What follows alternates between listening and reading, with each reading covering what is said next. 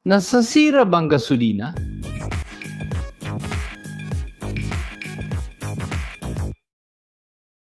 Kamusta mga kainhinyeriya? Ngayon, pag-uusapan natin ang bagay na meron halos lahat ng kotse, motorsiklo at makinang ginagamit natin araw-araw.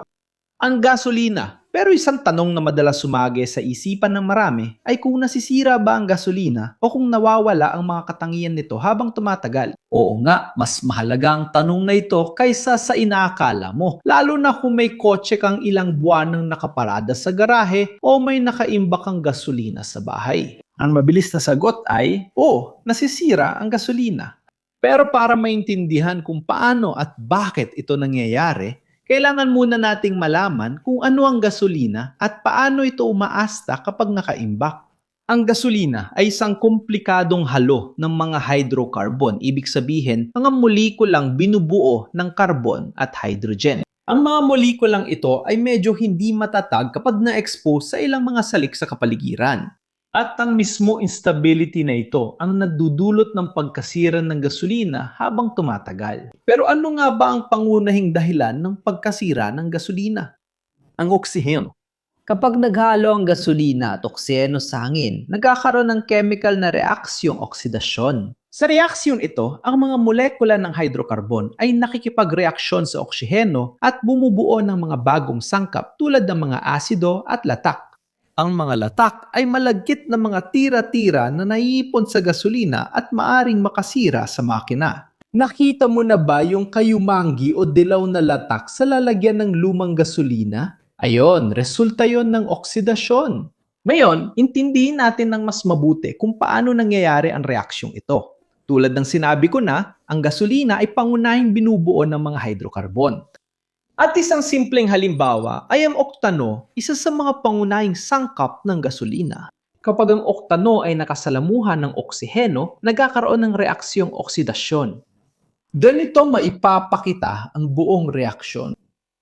Kapag dalawang molekula ng oktano ang nag-react sa 25 molekula ng oksiheno, nakapabuo ito ng 16 na molekula ng carbon dioxide at 18 na molekula ng tubig. Pero ito ay ang kumpletong pagkasunog lamang na nangyayari sa makina. Habang nakaimbak, ang totoong nangyayari ay isang bahagyang oksidasyon.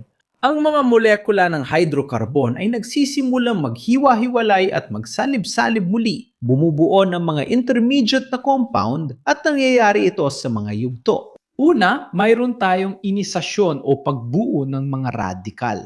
Ang oksiheno ay tumutugon sa hydrocarbon, kadalasan sa tulong ng liwanag, init o mga metal upang makabuo ng free radical ng carbon at radical na hydroperoxila.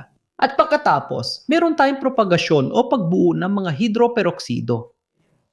Ang free radical ng carbon ay mabilis sa tumutugon sa oksiheno upang makabuo ng radikal na peroksila na pagkatapos ay kumukuha ng atom ng hydrogen mula sa ibang molekula ng hydrocarbon na bumubuo ng hydroperoxido o ROOH at lumilika ng panibagong radikal kaya nagiging chain reaction ng proseso. Ang mga free radical na ito ay parang malilit na molekula, sobrang reaktibo na umaatake sa ibang mga molekula ng hydrocarbon na nagdudulot ng mas maraming pagkasira.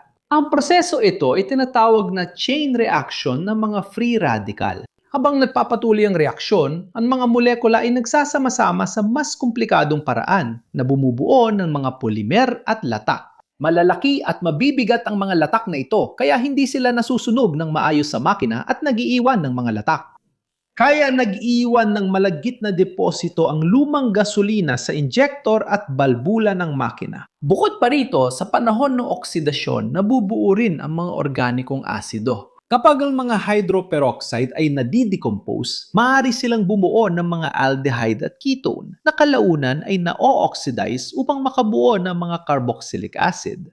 Ang mga asidong ito ay nagpapataas ng asididad ng gasolina na posibleng magdulot ng kalawang o sira sa metal na bahagi ng fuel system gaya ng tubo at injector.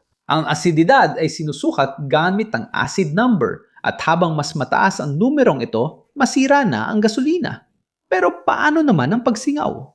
Bukod sa oksidasyon, may isa pang mahalagang salik, ang pagsingaw. Ang gasolina ay isang likidong madaling sumingaw. Ibig sabihin, ang mga magagaan nitong sangkap ay madaling sumisingaw kapag na-expose sa hangin. Kapag iniwan mong bukas ang lalagyan ng gasolina, ang mga pinakamadaling sumingaw na sangkap ay tumatakas papunta sa atmosfera na iniiwan ng mas mabigat at hindi gaanong epesyenteng halo bilang gasolina. Binabawasan nito ang kalidad ng gasolina at ang kakayahan nitong masunob ng maayos sa makina.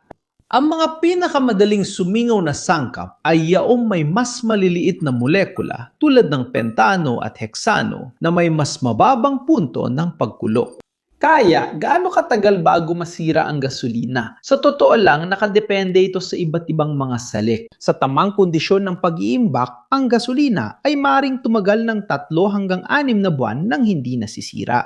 Pero ano nga ba ang tamang kondisyon? Sa madaling salita, ang gasolina ay dapat itago sa isang selyadong lalagyan, sa malamig, madilim na lugar at malayo sa mga pinagmumula ng init. Mahalaga ang temperatura dahil pinapabilis ng init ang parehong oksidasyon at pagsingaw. Kung iiwan mo ang gasolina sa mainit na lugar tulad ng bodega na naiinitan ng araw, maaari itong magsimulang masira sa loob lamang ng ilang linggo. Paano kung 1 taon nang di nagagamit ang kotse ko? Sira na kaya ang gasolina sa tangke? Malamang oo, lalo na kung hindi puno ang tangke. Kapag may bakanteng espasyo sa tangke, mas maraming hangin ang sumasama sa gasolina kaya mas mabilis itong ma-oxidize. Bukod dito, ang lumang gasolina ay maaaring mag-iwan ng latak sa sistema ng gasolina, magbara sa injector at makasira sa performance ng makina. Bukod dito, ang lumang gasolina ay pwedeng mag-iwan ng putik sa sistema ng gasolina na maaaring bumara sa mga injector at makasama sa performance ng makina. Kaya naman, inirekomenda na gamitin ang gasolina sa loob ng makatwirang panahon. At kung matagal na hindi magagamit ang kotse, mas mabuting alisan ng laman ng tangke o magdagdag ng fuel stabilizer. Speaking of stabilizers, alam mo ba kung ano ang mga ito? Ang mga fuel stabilizer ay mga chemical na additive na nagpapabagal sa oksidasyon at pag-evaporate ng gasolina. Gumagana ang mga ito sa pamamagitan ng paglika ng harang na nagpoprotekta sa mga molekula ng hydrocarbon mula sa pagkakadikit sa oxygen. O kaya naman ay umaakto bilang mga antioxidant na sumasalo sa mga free radical bago pa ito makapinsala. Kung magdadagdag ka ng dekalidad na stabilizer sa gasolina, maaari mong pahabain ang buhay nito na hanggang 2 taon. Depende sa kondisyon ng pag-iimbak. Lalo itong kapaki-pakinabang para sa mga taong may mga makinang ginagamit lang sa ilang panahon tulad ng panggapas ng damo o generator na nakaimbak ng ilang buwan. Mag-iwan ako ng ilang option ng stabilizer sa video. I-click lang ang mga produktong lalabas sa screen. O kung mas gusto mo, may link ng ilang option sa description ng video. Kaya, paano mo malalaman kung sira na ang gasolina? May ilang palatandaan. Kung ang gasolina ay may hindi ka nice na amoy, iba sa normal. Senyales ito na nagkaroon ng oksidasyon. Kung ito ay may mas madilim o malabong kulay, indikasyon din ito ng pagkasira. Kung gagamitin mo ang sirang gasolina sa sasakyan, mapapansin mo mahirap paandarin, kulang sa lakas o pumapalya ang makina. Sa matitinding kaso, ang sirang gasolina ay maaaring makasira ng mga bahagi ng fuel system. Kung nakarating ka hanggang dito at nagustuhan mo ang video, mag-subscribe ka na. Kung hindi ka pa nakasubscribe, i-like mo na rin at i-activate ang bell para sa mga notification. Kung interesado ka sa aming content, pwede kang maging miyembro para suportahan ang paggawa namin dito at mabanggit ka sa aming mga video. Ikaw na nakarating hanggang dito, iniimbitahan kitang silipin ang mga kursong inirerekomenda namin. I-scan ang QR code sa screen o i-click ang link sa description para sa mga kursong inirerekomenda namin. Doon makikita mo ang mga kurso ng Excel, 3D modeling AutoCAD, pagsasalita sa publiko at marami pang iba.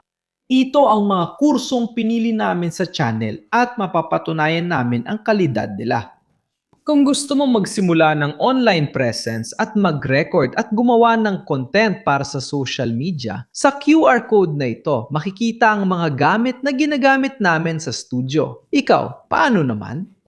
Naranasan mo na bang masira ang gasolina o iwan ng kotse ng matagal, tapos nagka-problema pag pinaandar ulit? Ilagay mo sa komento dahil gusto kong malaman. Sa gilid may 2 video na dapat mong panurin para madagdagan ang iyong kaalaman at kuryosidad. Kung gusto mong tumulong, i-like ang video, mag-subscribe, i-activate ang bell at pag-isipang maging miyembro ng channel. Salamat mga mahilig sa engineering. Mahigpit na yakap at magkikita tayo sa susunod na video.